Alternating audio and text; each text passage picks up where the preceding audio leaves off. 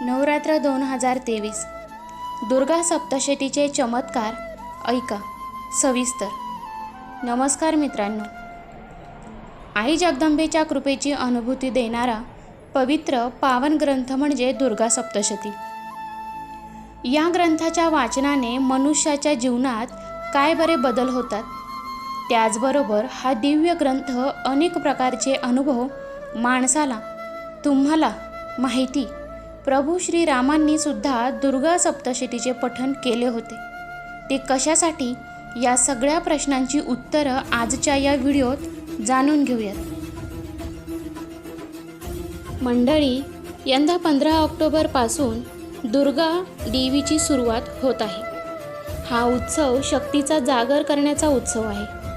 देवी उपासनेला फार मोठे परंपरा प्राचीन काळापासून आहे. देवीची आराधना तिला शक्तीचं स्वरूप म्हणून केली जाते. फक्त भारतातच नाही तर संपूर्ण जगभर विविध स्वरूपात तिची उपासना मनोभावे करण्यात येते. भारतीय संस्कृतीत देवीचे स्थान अनन्यसाधारण असून तिला माता मानले जाते.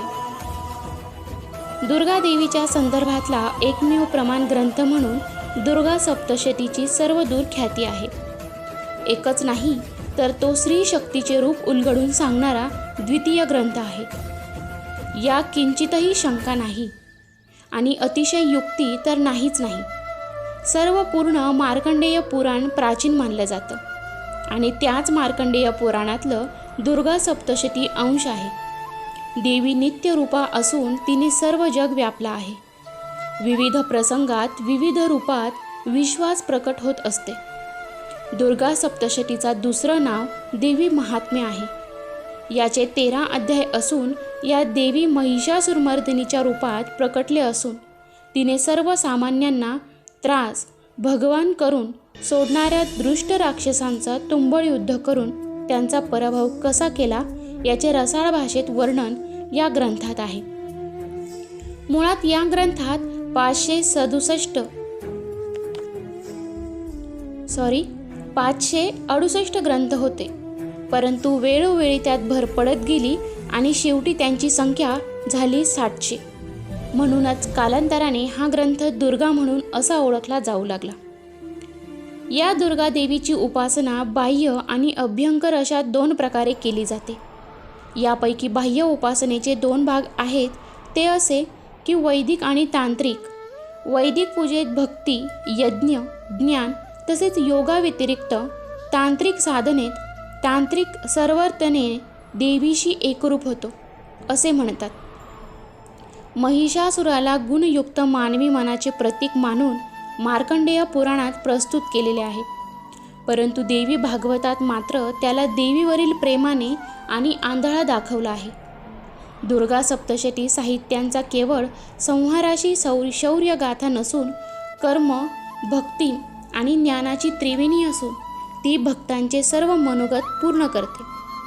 या ग्रंथाच्या विशिष्ट पद्धतीने केलेल्या पारायणामुळे पारायणकर्त्याच्या सर्व इच्छा पूर्ण होतात, यात तीळ मात्राही शंका नाही. आता पाहूया दुर्गा सप्तशतीचा मानवावर काय परिणाम होतो. त्याचा असा अतुलनीय संग्रह आहे ज्याचा विधिवत पाठ केला असता पाठ करणाऱ्याची कुंडलिनी शक्ती जागृत व्हायला मदत होते. तर या दुर्गा सप्तशती ग्रंथाचा पाठ नवरात्रीच्या काळात केला गेला तर त्याचे सुंदर अनुभव भक्तांना येतात. कारण नवरात्रीच्या काळामध्ये देवी साक्षात घटरूपाने आपल्या घरामध्ये वास्तव्य करत असते. याशिवाय काही सिद्धीही प्राप्त होतात. सीतेच्या विरह योगामुळे दुःखी झालेल्या प्रभू श्रीराम सप्तशती पाठ केल्याचा रामायणात उल्लेख आढळतो. परिणामी भगवतीच्या कृपेने सीता श्रीरामांना परत मिळाली इतकेच नाही तर लंकेवर मिळवलेला विजय आहे तिच्याच कृपेने प्राप्त झाला. भगवान शंकरही एकदा पार्वती मातेला म्हणाले, पार्वती शक्तीशिवाय मी शिव म्हणजेच शवाशय. जेव्हा मी शक्तियुक्त असतो तेव्हा मी भक्तांची कुठलीही इच्छा तत्काळ पूर्ण करतो. तर असा हा दुर्गा सप्तशतीचा महान ग्रंथ. हा ग्रंथ वाचण्यापूर्वी भक्तांनी त्याचे नियम मात्र जाणून घ्यावे. त्याचे नियम अतिशय कडक आहेत. उच्चारांमध्ये स्पष्ट 10वी कारण हा आई जगदंबेच्या कृपेचा अनुभव देणारा ग्रंथ आहे आणि म्हणून त्याचे नियम कडक आहेत. कसार झालं की लग्न प्राधानिक रहस्य व विकृत रहस्य मूर्ती रहस्य ही सप्तशतीची षाडांग असून त्याच्या क्रमात मतभेद असेल तरी सप्तशतीच्या विधी दिवस पाठांमुळे संबंधितला अपेक्षित असलेलं फळ यथावकाश मिळतात. सप्तशती या ग्रंथाचं विधिवत नियमानुसार पठन केल्याने भक्ताला अनुभव येतोच येतो, त्याची मनोकामना पूर्ण होते. आई जगदंबेच्या कृपेचा लाभ त्याला होतो. पण मग असा एक प्रश्न पडतो की आई जगदंबा तर मायाळू आहे, दयाळू आहे, ती साक्षात आई आहे, मग तिच्या ग्रंथ वाचताना एवढ्या कडक नियमांचे पालन का करायचे? तिचा ग्रंथ वाचताना जर काही चूक झाली तर शिक्षा मिळणार आहे का, असे प्रश्न मनात येतात. तर याचे उत्तर अगदी साधे आहे. आई जगदंबा भक्तांवर कृपा करते, यात काही शंकाच नाही. परंतु दुर्गा सप्तशती हा ग्रंथ इतका दिव्य आहे की या ग्रंथातला प्रत्यक्षपणे शब्द ओळ ना ओळ अत्यंत अनुभूती देणारे आहेत आणि म्हणून त्याचे उच्चारण स्पष्ट असले पाहिजे. ते म्हणण्याचे काही नियम आहेत, ते जाणकार व्यक्तीकडून जाणून घेतले पाहिजेत. त्यानंतरच दुर्गा सप्तशतीच्या पाठाला सुरुवात करायला हवी. कारण दुर्गा सप्तशतीचा पाठ चालू असताना किंवा दुर्गा सप्तशतीचा पाठ झाल्यानंतर भक्ताला त्याच्या मनोकामनापूर्तीचा अनुभव येणार असतो आणि म्हणून त्यासाठी एवढे कष्ट तर घ्यायला हवेत.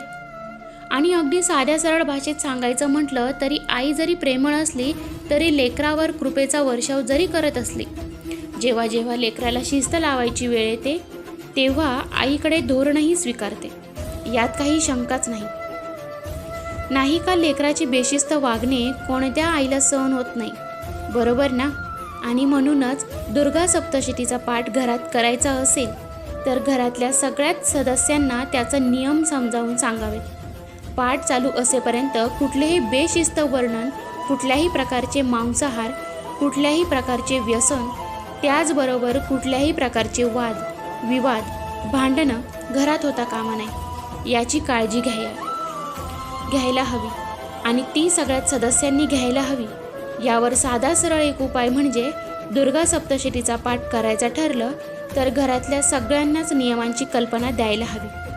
सगळ्यांनाच नवरात्रीच्या 9 दिवसांमध्ये त्याचे पालन करायला सांगावे. संपूर्ण कुटुंब मिळून आईच्या भक्तीमध्ये रंगून जाईल. तेव्हा सगळ्यांनाच आईच्या कृपेचा अनुभव येईल. मग मंडळी, तुमच्या घरात कधी तुम्ही सप्तशतीचा पाठ केला आहे का? तुम्हाला त्या संदर्भात काही चांगला अनुभव आला आहे का? आईच्या जगदंबेच्या कृपेचा अनुभव तुम्ही कशा प्रकारे घेतला, आम्हाला कमेंटद्वारे मला नक्की कळवा. व्हिडिओ आवडला असेल तर लाईक करा, शेअर करा आणि जर चॅनलवरती तुम्ही नवीन असाल तर चॅनलला सबस्क्राईब करायला विसरू नका. धन्यवाद.